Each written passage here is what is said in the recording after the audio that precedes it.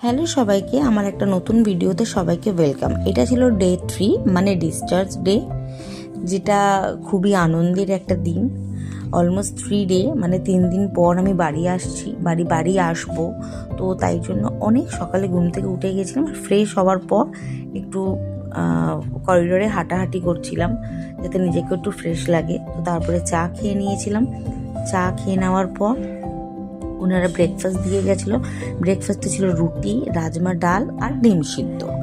এইসব খাওয়া দাওয়ার পর আমি নার্সদেরকে ডাকলাম এবং বললাম আমাকে কি মেডিসিন আছে না আছে সব কিছু বুঝিয়ে দিতে আর আমার সব কিছু একটু গুছিয়ে দেওয়ার জন্য। তো ওনারা খুব ভালোভাবে আমাকে রেডি করে দিয়েছিল সব কিছু, এবং তারপরে আমার বাচ্চাকেও রেডি করে দিয়েছিল, আমার ছেলেকে। তো আমরা ওখানে একটা কেক কাটিং করেছিলাম বাড়ি আসার আগে। তো এখন কেক কাটিং হচ্ছে, আর কেক কাটিং হওয়ার পর আমরা সোজা ওখান থেকে বেরিয়ে এসেছিলাম বাড়িতে।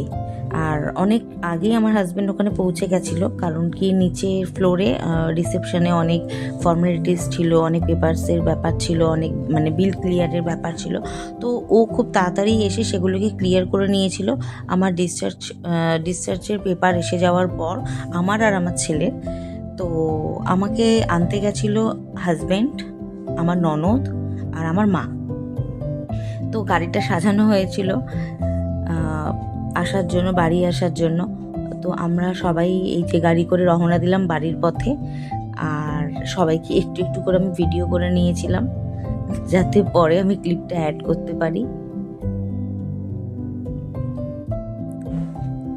বাড়িতে আসার পর দেখলাম আমার ছোট যা, উনি খুব সুন্দর করে ঘরে যতটুকু পেরেছে একটু বেলুন টেলুন দিয়ে সাজিয়ে রেখেছে।